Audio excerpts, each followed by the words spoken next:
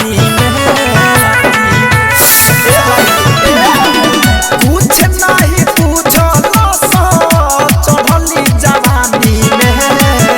नए लहंगवा फाटल पड़ल परेशानी में चिकन ढोलिया दिखाई के मन रहे पढ़ल जबई त चढ़ल दुरस चौकी हूँ मचा के पतरकी कमर हिला के पतरकी कमर हिला के अरे मन रहे पढ़ल जबई त चढ़ल दुरस चौकी हूँ मचा के पतरकी कमर हिला के पतरकी कमर हिला के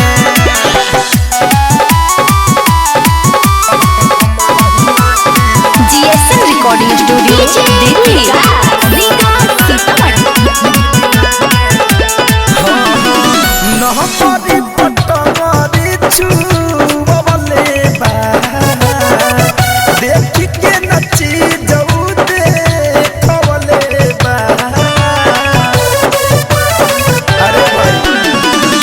नमरी पटमरी छुबले बा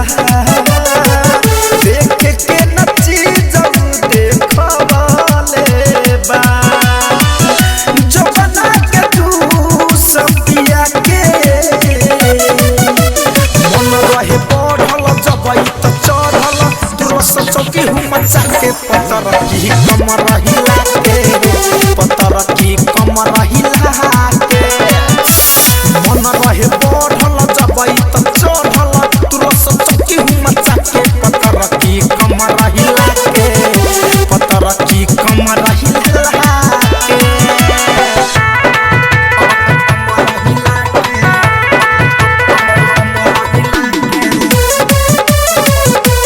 music by Gaurav Roshan DJ Vikas Riga Sitamarhi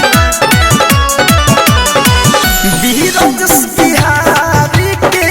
महल बाटे रे परम तकीरी के कटल गाल बाटे अरे सच कहत यार प्रजापति चंदन के महल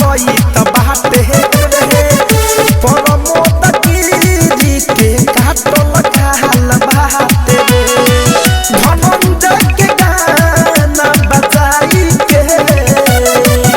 आगे मन रहे पढ़ल जबई त चढ़ल दुरस चौकी हूँ मचा के पतरकी कमर हिला के पतरकी कमर हिला के आगे मन रहे पढ़ल जबई त चढ़ल दुरस चौकी हूँ मचा के पतरकी कमर हिला के पतरकी कमर हिला के